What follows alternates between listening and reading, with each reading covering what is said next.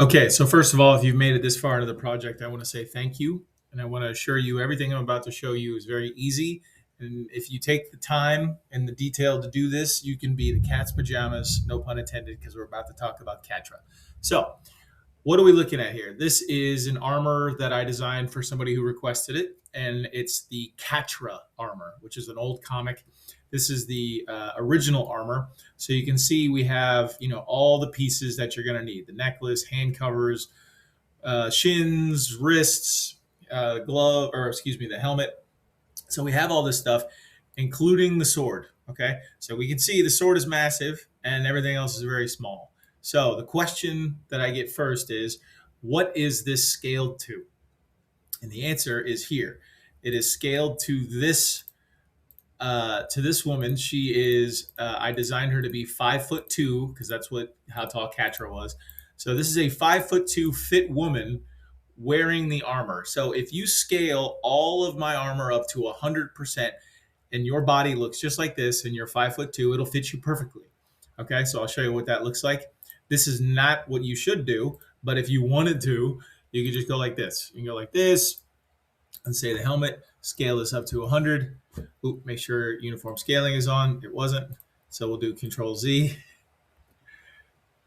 And we're going to talk about that in a minute. But so let's go to 100. Okay, so there's the helmet. So again, will that fit you? Probably. But why not take the extra steps to make this fit you properly? People who sell you one size fits all armor are stealing your money. This is the way to do it. This will fit you better, and it'll be a lot more beneficial. And I'm going to teach you how to do all this. So if you scale everything up to 100%, that's who it would fit. That's the scale, okay? But everything on this bed, except for the sword, because the sword is always going to be the same length, everything on this bed is at 16, or excuse me, 1/6%, so 16.67. Okay, so we know that, okay, and all the parts are here. But let's talk about how we size and scale these to our bodies so they fit. Okay, so let's just use the helmet as the example. Okay, so obviously this isn't going to fit anybody; it's way too small. So what do we have to do? We have to measure our body. Okay, how do we do that? We use what are called cosplay calipers. This is me. This is my cosplay calipers. Feel free to download and get the dimensions off of your body and use this tool. Okay. So now we have that. I know my own dimensions because I do this all the time. So I know, for instance, my ear to ear dimension is 150 millimeters. So is this 150 millimeters? Excuse that thunder in the background. Let's measure it and see what it is. So we go like this, and we know it has to be at least 150 millimeters in this area to get my ears in it, right? So it's an estimate. So there's 23 millimeters right now. So the question is, what percentage of 23 is 150? 652%. Okay. So that's 652% of something, right? And we already know what it is. It's this number. So what is 652% of 16.67%? 108.6. Okay. So it should be close to 100 because it would probably fit me, right? So the green is what we just measured, right? So we go up here and we change this, keep on uniform scaling for a minute, and then we'll change this to 106. Okay. So now we know for a fact that it'll slide down side to side, right? But what about front to back, right? Like this? What about front to back? You have to check that dimension as well. Mine, I believe, is what? 207. Yeah. So mine's 207. So let's measure it and see what it is. So we'll go back to our ruler here and we'll just click there, and it's 232. So it would be pretty big on me this way. So let's change it and let's make it fit me properly, shall we? So it's 207 is the number I need. So I'll go back to a calculator. What percentage of 232 is 207? 89 point something. So let's call it 90. But the trick is now, and I'll show you. So we want to just change one dimension. We want to change this. Okay. So we turn off uniform scaling. Okay.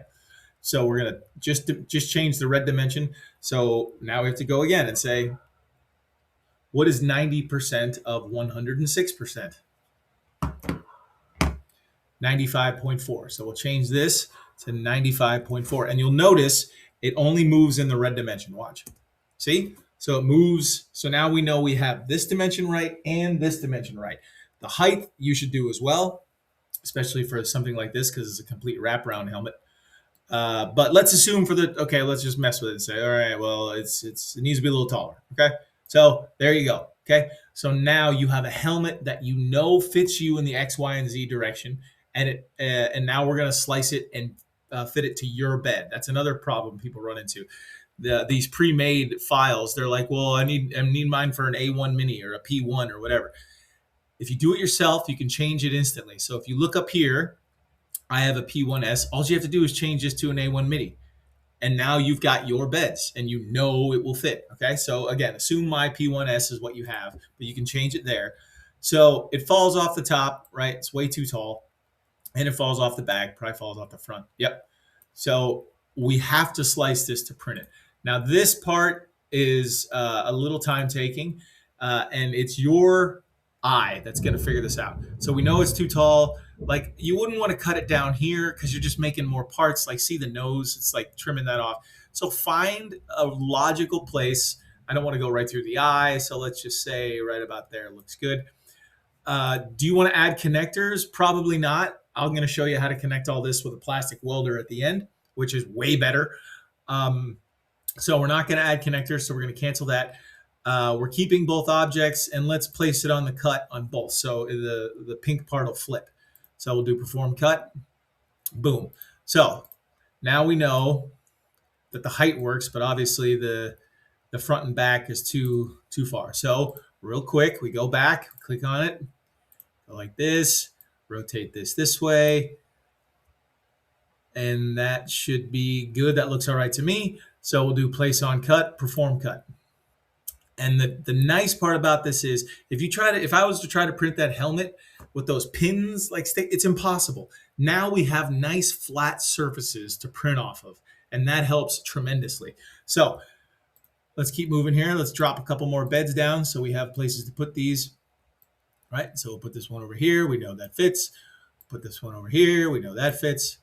And then do the same thing here, right? So let's just see if we can split this one in half long ways. We're going to place it on the cut again. Again, you could try these. You could try other things.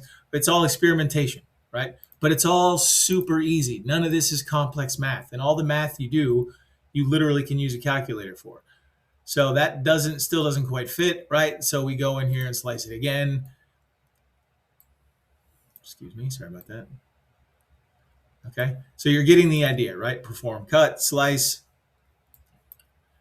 You could probably even fit both of these on the same bed. I don't know, maybe. But anyway, so you see what I'm doing, right? I'm just creating all these different parts. And I'm going to skip the last part because it's obvious what I'm doing, right?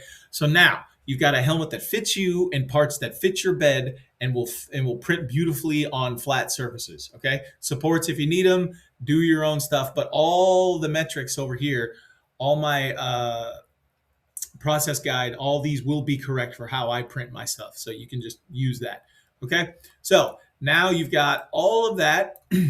Now the next question is, how do we connect it all? And the answer to that is back here. This is what they call a plastic welder. Okay, they use this in auto body, and if you notice, it uses these little staples that heat up and then sink down into the plastic.